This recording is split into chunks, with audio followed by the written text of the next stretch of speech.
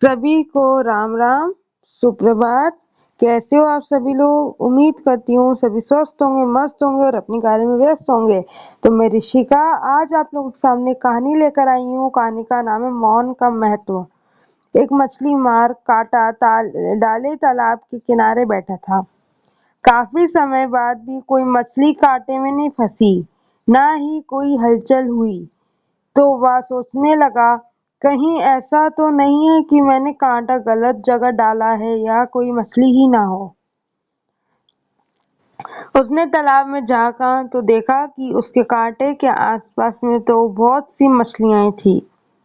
उससे बहुत आश्चर्य हुआ कि कितनी मछलियां होने के बाद भी कोई मछली फंसी क्यों नहीं। एक राहगीर ने जब यह नजारा देखा तो उससे कहा, लगता है भैया यहाँ पर मछली मारने बहुत दिनों बाद आए हो।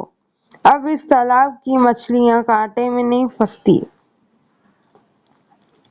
मछली मार ने हैरत से पूछा, क्यों, ऐसा क्या है यहाँ?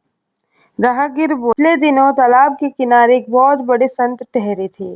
उन्होंने यह मौन की महत्ता पर प्रवचन दिया था।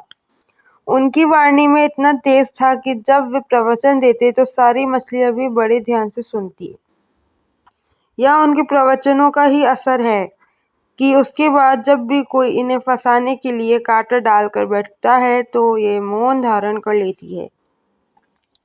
जब मछली मुंह खोलेगी ही नहीं तो कांटे में फंसेगी कैसे? इसलिए बेहतर यही होगा कि आप कहीं और जाकर कांटा डालो। परमात्मा ने हर इंसान को 2 आँख, 2 कान, 2 नासिका, हर इंद्रियां 2 ही प्रदान किया है। पर जी हाँ, एक ही दिया क्या कारण रहा होगा?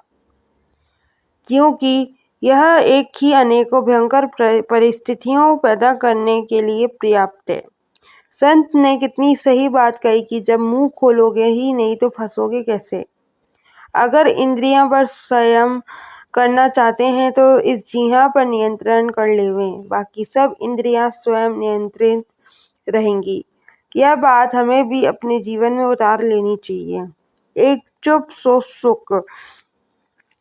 आप चाहे किसी भी समाज से हो, अगर आप अपने समाज के किसी उभरते हुए व्यक्ति से जलते हो या उसकी निंदा करते हो तो आप निश्चित रूप से समाज के लिए कलंक हो।